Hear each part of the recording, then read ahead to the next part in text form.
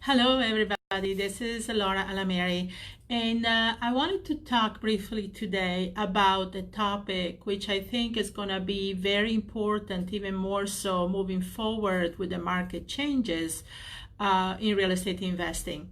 And that is about locating what I call the sweet spot that is working in your area for real estate.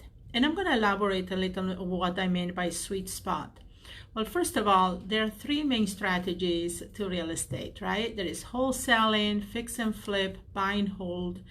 And each one, I use different criterias and formulas on how I am going to find properties, depending if my main focus is wholesaling, fix and flip, or buy and hold. Now, granted, sometime I find properties for wholesaling and I decide I'm going to fix a property instead, or I'm going to hold on to it. But the point is, you want to start somewhere, and your main first question should be, what is working in this area right now? If you're wholesaling, or if you're going to do a fix and flip, your target is to either fix it yourself and sell it out in the retail market, or provide this property to a rehabber who is going to fix it up and resell it. And if the rehabber has done his homework, he will know, and most of them have, because obviously there is a lot of money involved, they will know if this property is what is actually going to sell the fastest in this market. Now, because the market is changing over the next 3 to 6 months, I think we're going to see a lot of changes next year. You want to really understand what is going to pinpoint in this market, what is actually going to sell the fastest, okay? And so this is where your strategy has to come in as a real estate investor before you even go out there and look for properties or build buyers list and so forth, is really to find out what is actually selling out there in the market for the particular area you're working with. So that's what is called the sweet spot. Now, there are three main components that go into the sweet spot. First is location, then also is the price range, and the third one is predictability. So location is within your area. So let's say that you live in a large metropolitan area. You want to get a bird's eye view of what is going on in your areas, right? So, you can use a tool as simple as Zillow to really just see what actually sold. You want to see where things seem to have happened over the last few months. So let's say that you're looking in an area like Atlanta, and you really want to pinpoint, okay, where do you see most of the sales have happened? And I look over 6 months and then over the last 30 days to see if there's been a change in trend. So that's the first thing I want to see. Okay, then when I see the sales, my next step is, what are the properties that sold the fastest with the less days on the market? So let's say that you see that this area is really hot, things have been selling a lot in the 6 months, even the last 30 days, but what are the price ranges that seem to sell the most? The days on the market seem to be the lowest. Okay, so that's what you want to do. So this is very important. Either you're wholesaling the property, or you are doing a fix and flip yourself, or you're a wholesaler targeting rehabbers, right? Because that's what they're looking at too.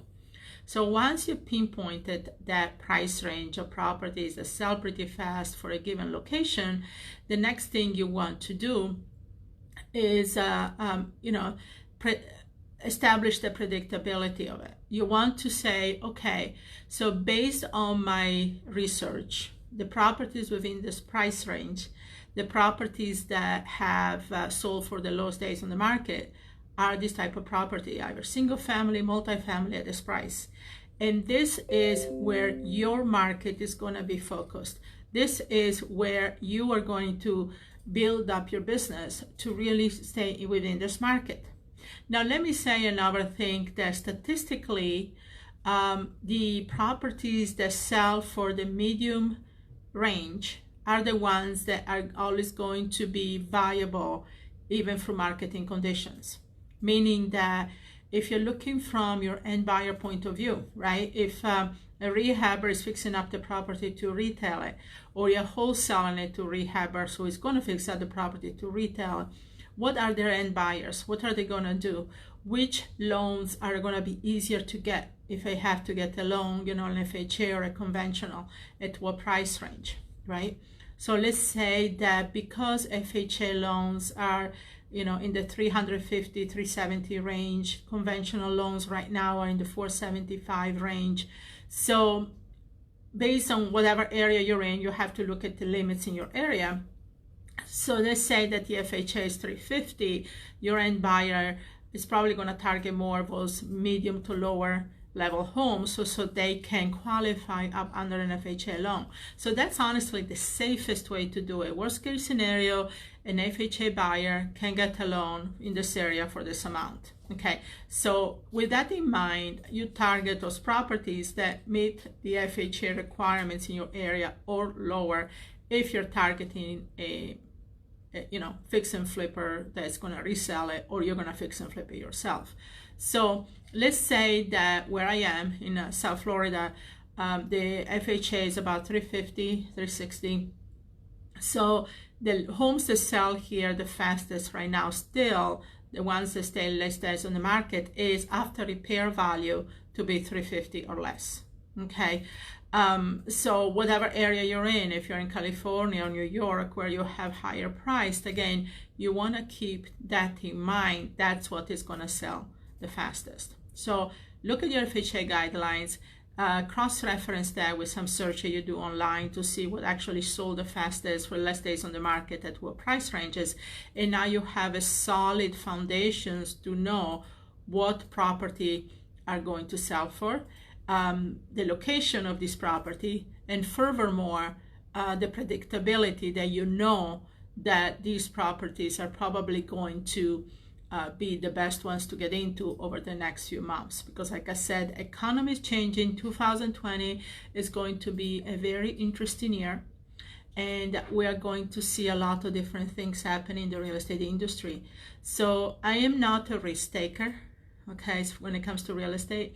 Everything I do has very calculated risk, but then again, I've seen a lot, you know, since I started in real estate back in the 80s, and I've seen where the market inflated, and then I've seen where the market dropped, and I've seen recessions. I've seen all kinds of ups and downs in the business, and so I feel confident in saying that always keeping an eye on your sweet spot for your area, or what is actually vital and viable, what actually people are buying, what they're looking at, what properties is what is going to keep you ahead of the competition, is what is going to carry you through the next recession, is what is going to keep you on top of the game no matter what the market is doing.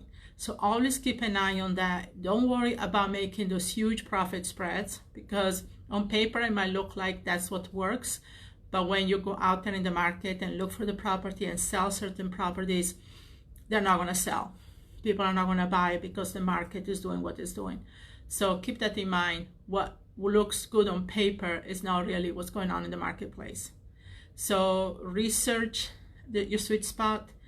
Be very careful about some of the recommendations I told you, how to pinpoint the sweet spot in whatever area you're working on, and you can never fail.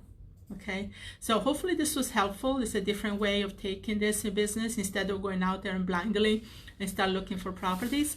So please give any feedback on this. Any questions you have, any feedback about this video is very important to us. And if there's something we have not explained, post the questions. There might be something that I can do in the next Facebook Live.